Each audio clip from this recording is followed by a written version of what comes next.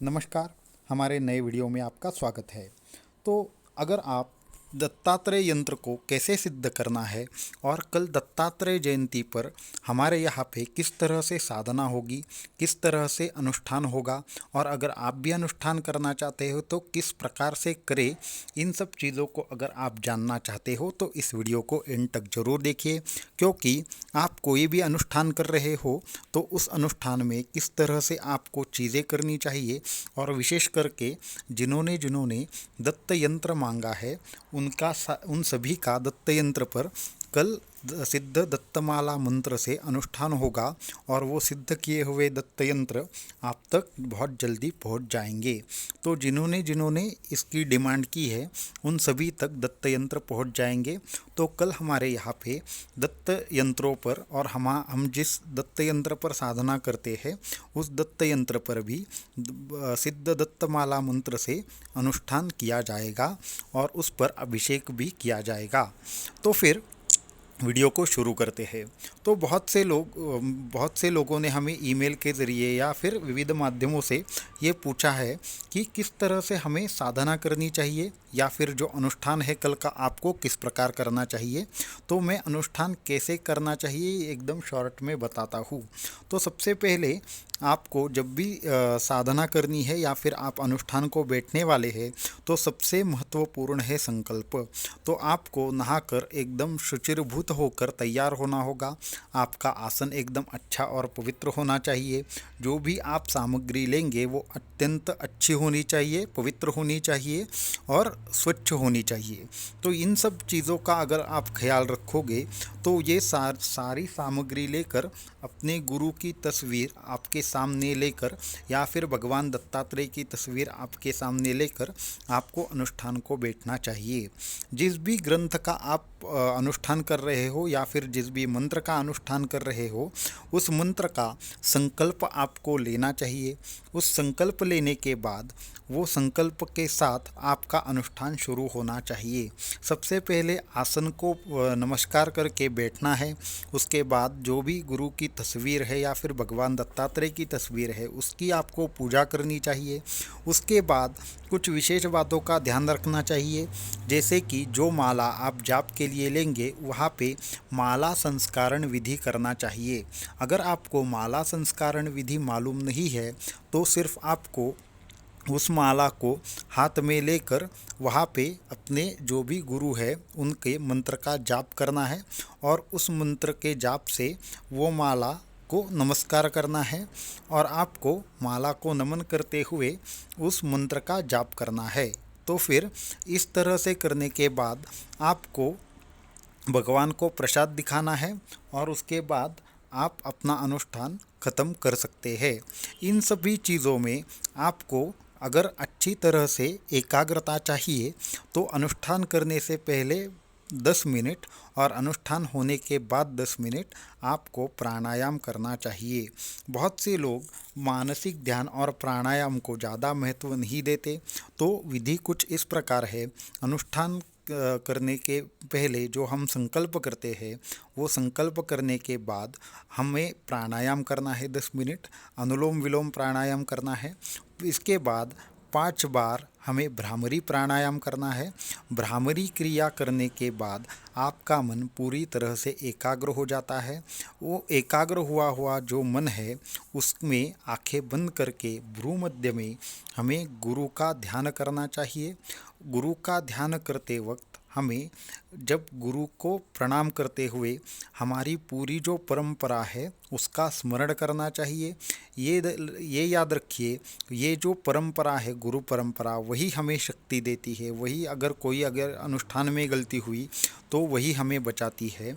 तो उसके लिए हमें पूरा का पूरा अनुष्ठान करते हुए गुरु परंपरा का स्मरण करना चाहिए। फिर अपने इष्ट देवता का स्मरण करना चाहिए। इसके बाद आपके जो भी देवी देवता है, जो भी जिस भी भगवान की आप उपासना करते हैं उनकी भी आपको स्मरण करके उनका आशीर्वाद लेना चाहिए।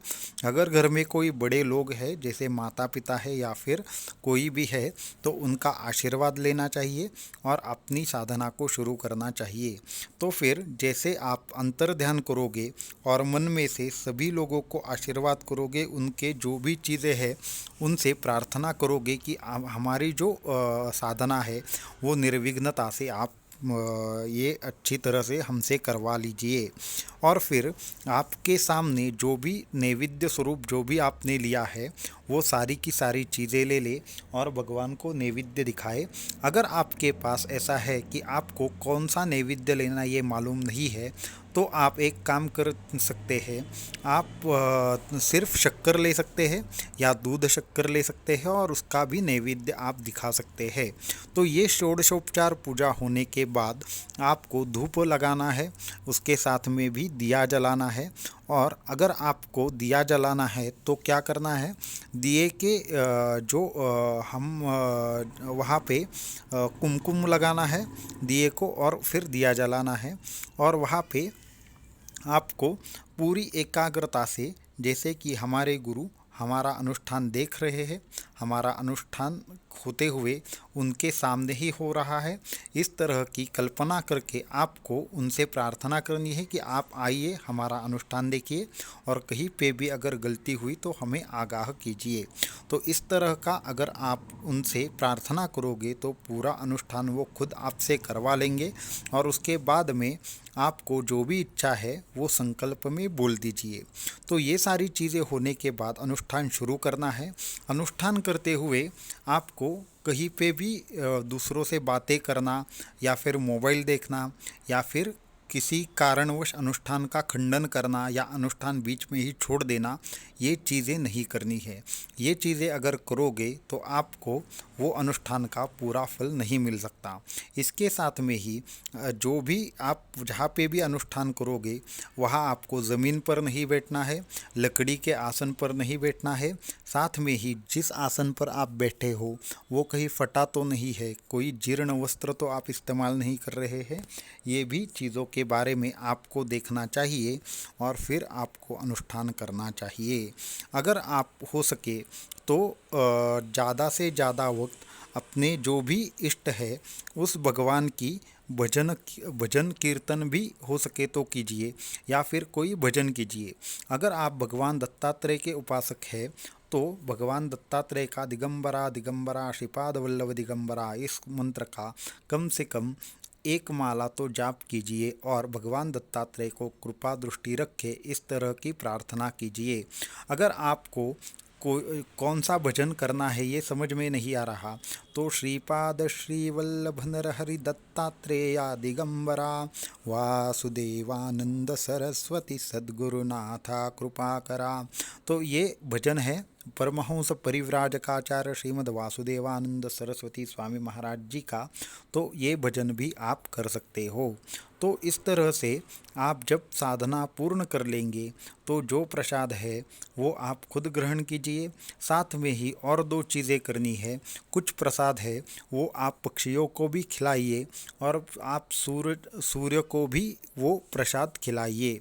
तो इस तरह से करने पर हमें सूर्य नारायण का और जो पंछी है उनका आपको आशीर्वाद प्राप्त होता है और आपके ऊपर उनकी भी कृपा दृष्टि रहती है और हमारे जो पितर है वो भी इनके माध्यम से हम पर कृपा करते हैं। तो इस तरह का अनुष्ठान करेंगे तो अनुष्ठान में सिद्धि जरूर प्राप्त होगी।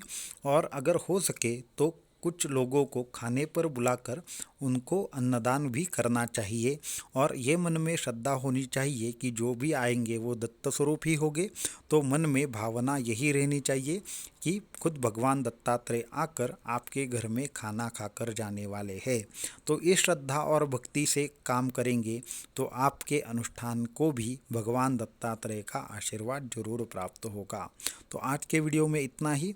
अगर आपको खुद अनुष्ठान करना है या फिर अनुष्ठान के बारे में कोई शंका है या आप अगर सिद्धदत्त यंत्र चाहते हैं तो हमें upaytantra7@gmail.com पर ईमेल जरूर कीजिए और हमसे सिद्धदत्त यंत्र की आप प्राप्ति कर सकते हैं। अवधूत चिंतन श्री गुरुदेव दत्त।